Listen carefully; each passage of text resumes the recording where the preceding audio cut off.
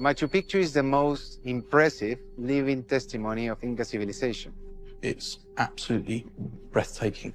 Imagine standing nearly 8,000 feet above sea level, surrounded by razor-sharp peaks, and realizing the stones beneath your feet were shaped with a level of precision that modern machines still struggle to match. No iron tools, no wheels, no written language, and yet Machu Picchu stands there flawlessly, as if it was assembled with knowledge that doesn't belong in the timeline we've been taught. For over a century, we've been told a simple story. Machu Picchu was built by the Incas around 1450 AD, used briefly, then abandoned. Case closed. But that explanation starts to crack the moment you look closer, because the real mystery isn't how this city was built, it's when. Hidden artifacts vanished into archives. Geological evidence points to stone surfaces far older than the Inca Empire itself. Discoveries were made, then quietly buried. Research was proposed, then denied. Again and again, doors were closed just as uncomfortable questions began to form. Why do some findings disappear instead of being debated? Why are certain chambers sealed, certain records restricted, and certain timelines treated as untouchable? And why does Machu Picchu, of all places, seem to attract more silence than answers? What if parts of this site weren't built by the Incas at all? What if they inherited something ancient, reshaped it, and left behind clues we're still not meant to see? Beneath the stone terraces and breathtaking views lies a story that refuses to stay buried. Because once you start following the missing artifacts, the sealed chambers, and the evidence that doesn't fit, one unsettling possibility emerges.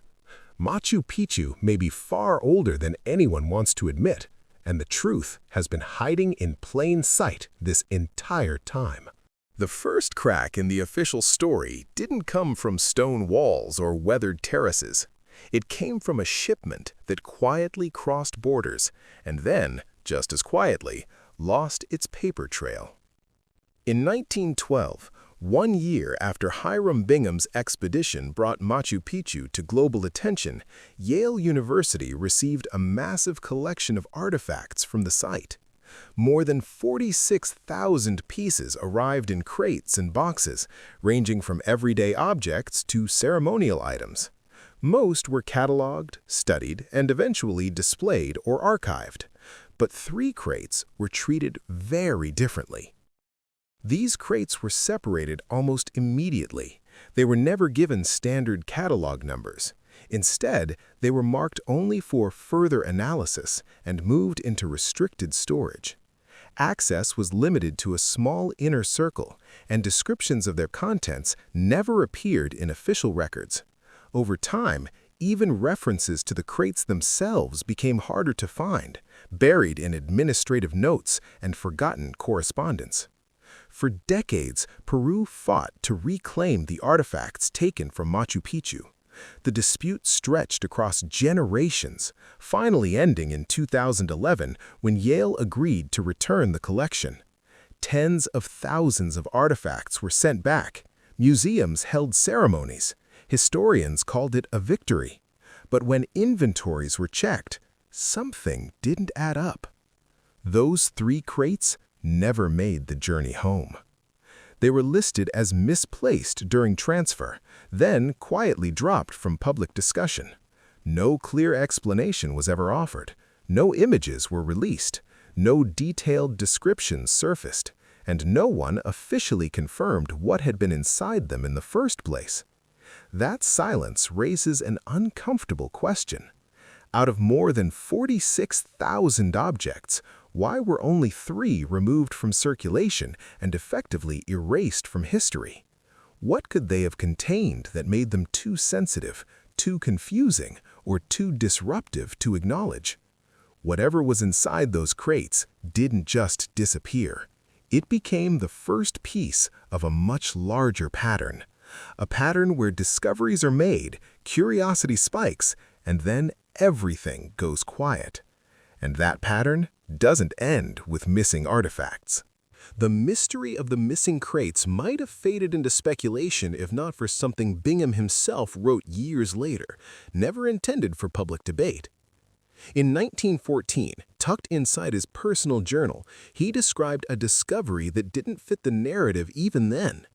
On the lowest terrace of Machu Picchu, Bingham noted the presence of several implements unlike anything he expected to find. They weren't typical stone tools, and they didn't resemble the copper or bronze objects commonly associated with Inca craftsmanship. Instead, he described them as being made from an unknown material, dense and unusually worked. Concerned enough to pause further excavation, Bingham arranged for a metallurgist to examine them. That metallurgist was Dr. Harold Wentworth, a specialist working at Yale at the time. According to Bingham's notes, Wentworth was placed on standby to test the implements and determine their composition. This should have been a turning point. If the tools didn't match known Inca metallurgy, the implications would have been enormous. But nothing ever came of it. No report was published, no academic paper followed, no results were shared with the archaeological community. The tools themselves vanished from discussion, and Wentworth's analysis was never mentioned again in any official capacity. Decades later, researchers attempted to access Wentworth's laboratory notes, hoping to uncover what he found. Requests were denied. As late as 1987, access to his records was still restricted, with Yale citing protected proprietary methods as the reason. For a century-old metallurgical analysis, that explanation raised more questions than it answered.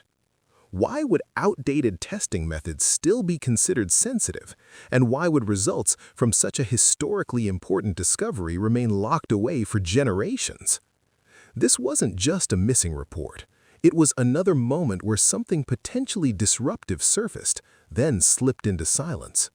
And as history would show, this wouldn't be the last time unusual tools appeared, only to be sealed off before anyone could ask too many questions. More than 50 years later, the same pattern surfaced again, this time far from Yale's archives and deep in the Andes themselves. In 1968, a construction crew working near Cuzco began expanding a roadway that followed the path of an ancient Inca route. What they uncovered beneath the stone surface stopped the project almost immediately. Hidden below the road was a sealed chamber. The space had clearly been closed deliberately, not collapsed or eroded over time. Inside were metal tools arranged in a way that suggested storage, not disposal. But what truly caught attention was the material itself. These tools didn't resemble known Inca copper or bronze implements. They were heavier, more refined, and unlike anything typically associated with Andean metallurgy. Word of the discovery spread quickly among local officials and archaeologists. For a brief moment, it looked like the find would trigger a full investigation. If these tools weren't Inca, then they pointed to either a previously unknown technological tradition or a much older phase of activity in the region. Then, just as suddenly, everything stopped. The chamber was sealed again, the tools were removed from public view, no detailed study was released, no academic papers followed, and no museum ever displayed the objects. Official explanations were vague, citing preservation concerns and incomplete documentation. After that, the discovery vanished from public record as if it had never happened. For those paying attention, the message was becoming hard to ignore. Each time physical evidence appeared that didn't fit the accepted timeline, access was restricted and discussion shut down. Instead of fueling debate, these discoveries were quietly erased. And this raised a troubling question. If metal tools that didn't belong to known Inca technology existed beneath an ancient road, how many other sealed spaces were still waiting below Machu Picchu itself? Because as technology advanced, scientists began looking not just at the ground, but beneath it. As technology improved, researchers no longer needed to break stone or dig trenches to see what lay beneath Machu Picchu. They could scan it. And what those scans revealed only deepened the mystery. In 2001, ground-penetrating radar detected a void beneath the Temple of the Sun, one of the most sacred and carefully engineered structures at the site. The data suggested an underground space, not a natural crack or collapse, but something shaped and intentional. A chamber hidden below one of Machu Picchu's most important buildings should have triggered immediate investigation. Instead, excavation permits were denied. Officials cited preservation concerns, arguing that disturbing the area could damage the structure above. But the refusal puzzled many researchers. The radar data already indicated an empty space. Carefully controlled exploration could have been done without harming the temple. Yet no exception was made, and the void remained untouched. 8 years later, something even stranger happened. In 2009, a documentary crew filming near the Intihuatana stone reported severe equipment malfunctions. Compasses spun without explanation, cameras failed, audio systems cut out. The stone itself, long believed to have astronomical and ceremonial importance, appeared to be surrounded by magnetic disturbances strong enough to disrupt modern instruments. The crew documented everything on video. That footage never aired. No official explanation was given, and the incident faded into obscurity, mentioned only in passing by those who were there. Whether the disturbances were natural, geological, or something else entirely remains unknown. What matters is that once again, evidence of something unusual surfaced and then disappeared from public view. By now, the pattern was unmistakable. Whenever discoveries hinted at hidden spaces or unexplained phenomena, investigations stalled, and the deeper researchers tried to look, the more resistance they encountered. But the most serious challenge to the official story wasn't hidden underground. It was written directly into the stone itself. Even if every hidden chamber remained sealed and every artifact stayed locked away, Machu Picchu itself still poses a problem that no missing record can erase. The city shouldn't exist the way it does. Perched nearly 8,000 feet above sea level, Machu Picchu sits in terrain so steep and unstable that modern construction crews would struggle to operate there today. Yet massive stone blocks, some weighing close to 50 tons, were somehow quarried, transported uphill, and positioned with flawless accuracy. No wheels, no iron tools, no draft animals capable of hauling that weight across mountains. What makes this even harder to explain is the precision. The stones aren't simply stacked, they're cut so tightly that not even a credit card can slip between them. The joints lock together without mortar, forming walls that have survived earthquakes for centuries. Engineers who study the site admit that achieving this level of precision would normally require cranes, laser levels, and computer modeling. And yet, the builders worked with none of that. The structures are also aligned with astronomical events. Solstices, equinoxes, and stellar movements are reflected in doorways, windows, and stone markers with millimeter accuracy. This wasn't decorative. It required advanced planning, precise measurement, and a deep understanding of celestial cycles over long periods of time. All of this becomes even more puzzling when you consider what the Incas didn't have. There is no evidence of a written language, no blueprints, and no surviving technical manuals explaining how such projects were organized. Knowledge was passed orally, yet coordinated across a massive workforce operating in thin air and harsh conditions. This forces an uncomfortable question. Was Machu Picchu truly built from scratch during a single burst of construction in the mid-1400s?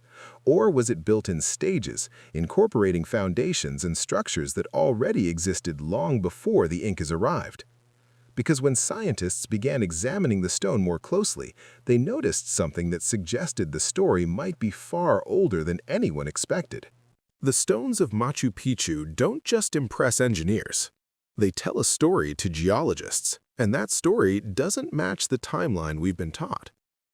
In 2013, geologist Dr. Robert Schock examined erosion patterns across different sections of the site, focusing not on architecture or symbolism, but on how the stone itself had been shaped by the elements.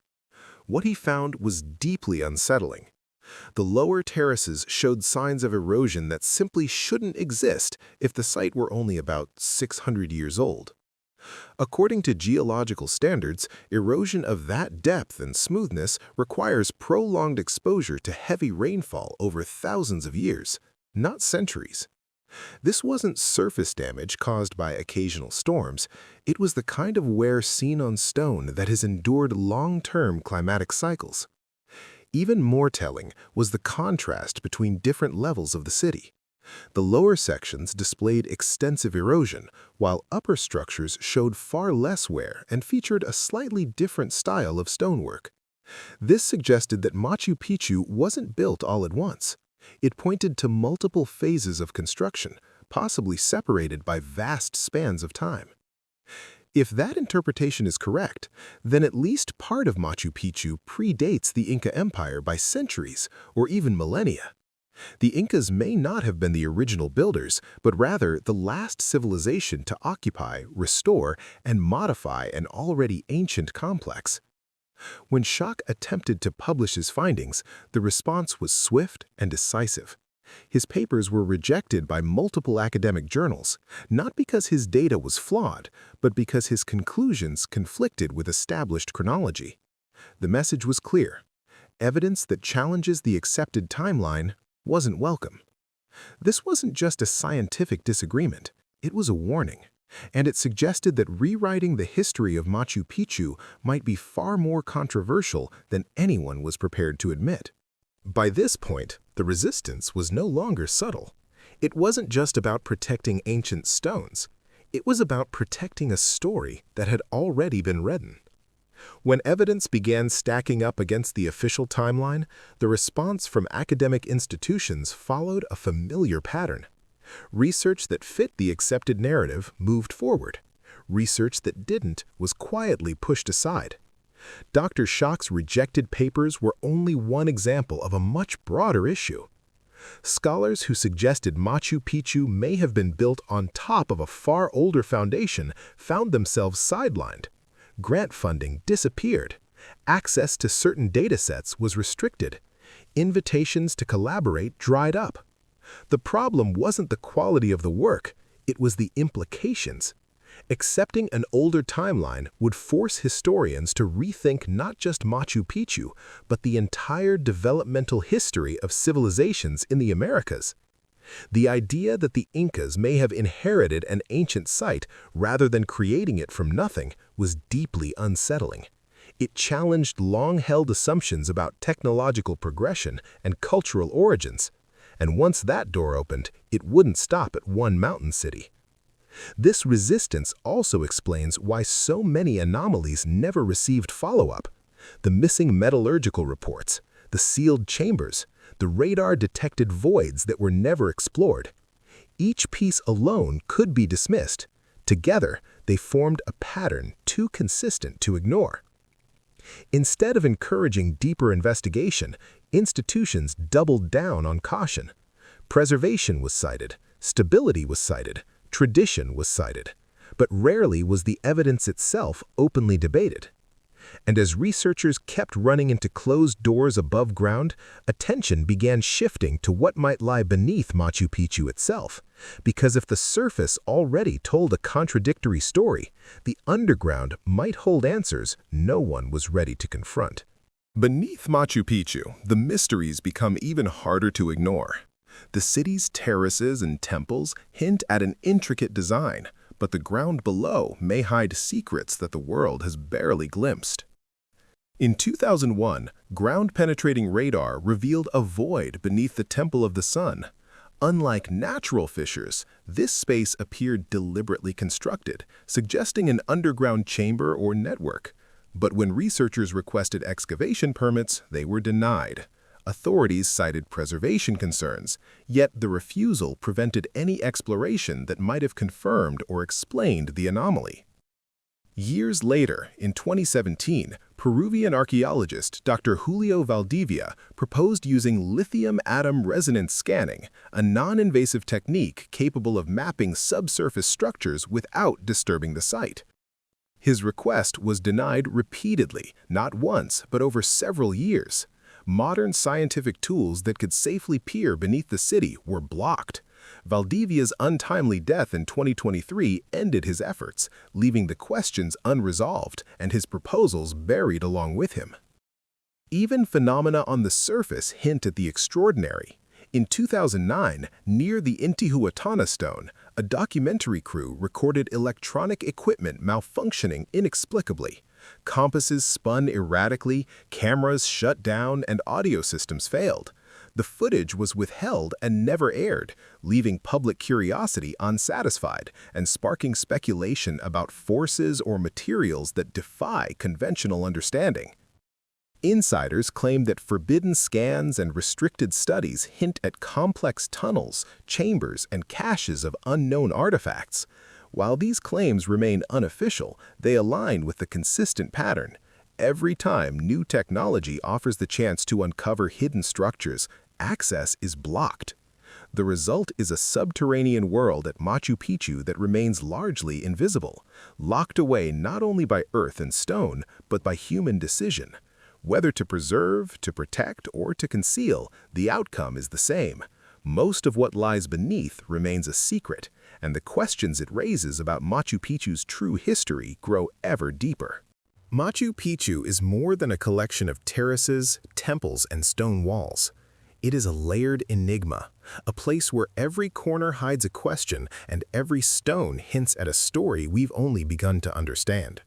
From the missing crates of artifacts to sealed chambers, from metallurgical anomalies to geological evidence that contradicts the accepted timeline, a pattern emerges. Discovery followed by denial.